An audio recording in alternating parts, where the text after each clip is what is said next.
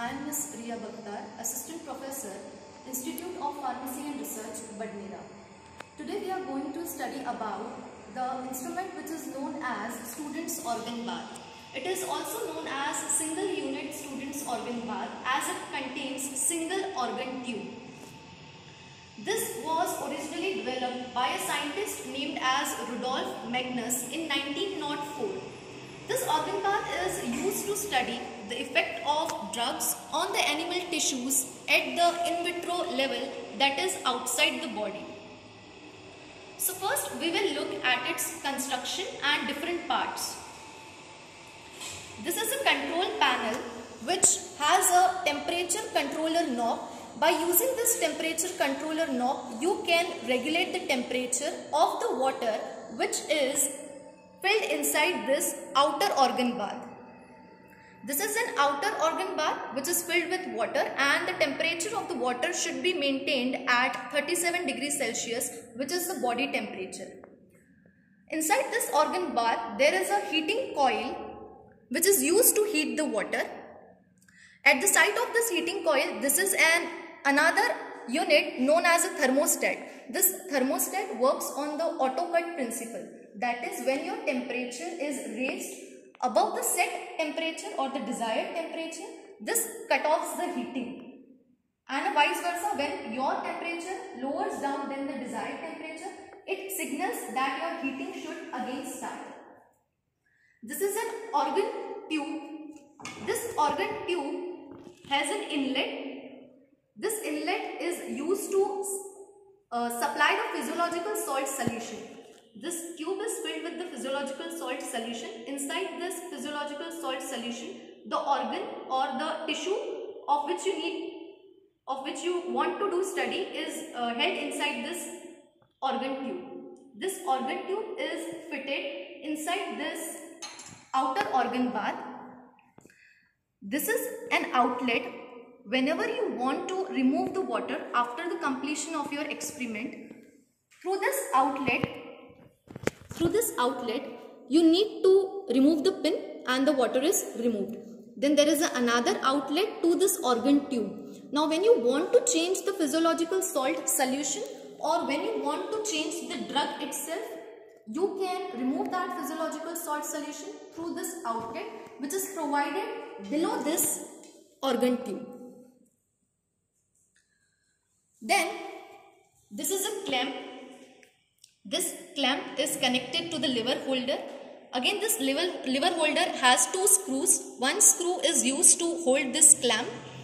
Another screw which is given at the top, this is used to hold the frontal writing lever.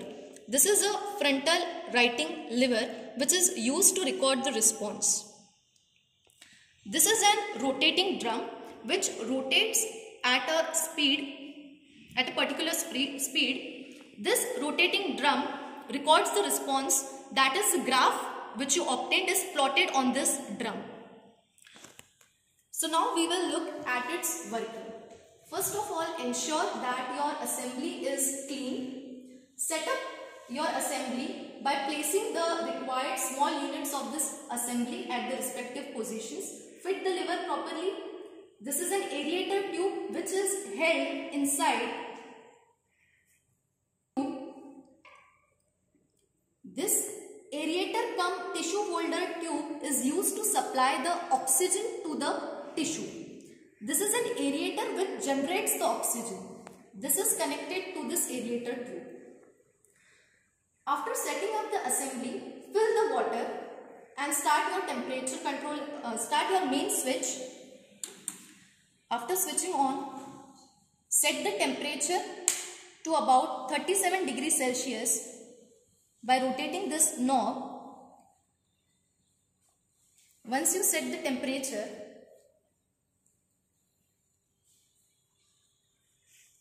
this is filled with the physiological salt solution. You need to prepare the different concentration of the drug solution. Drug solution is prepared in different concentrations, and that dose are inserted in this organ tube with the help of a syringe. So this organ tube is filled with the physiological salt solution. Different physiological salt solutions are used for different types of the tissues. You can use your Tyrod solution, you can use your Ringer solution, or you can use your Krebs solution. Krebs solution is used for almost all the tissues. In this physiological salt solution, you need to insert the dose of the drug whose effect you want to study with the help of a syringe. Once you insert the drug solution inside this organ tube, you will see the effect of it on the tissue. If the tissue contracts, this liver will be lowered down, and with the help of this nib on this rotating drum, when the tissue inside this organ tube is contracted, this liver is lowered down and it will give you a positive line on this paper. Further, if the tissue is relaxed, this liver will go upward and you will get a negative line on this paper.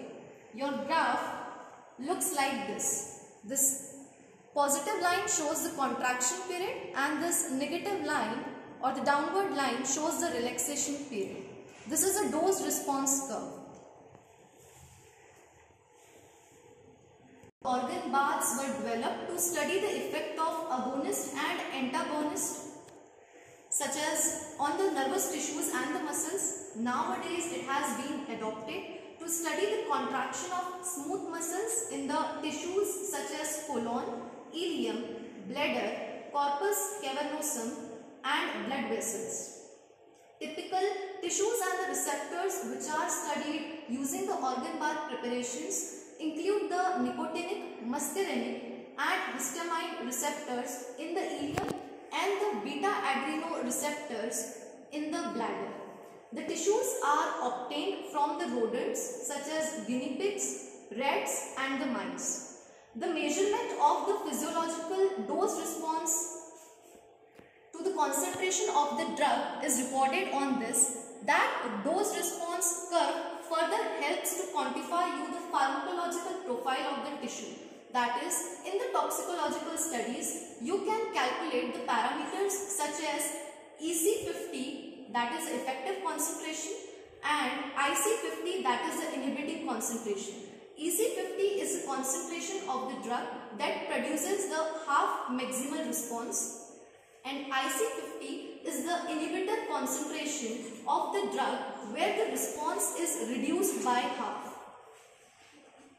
All about students' organ bath. Thank you.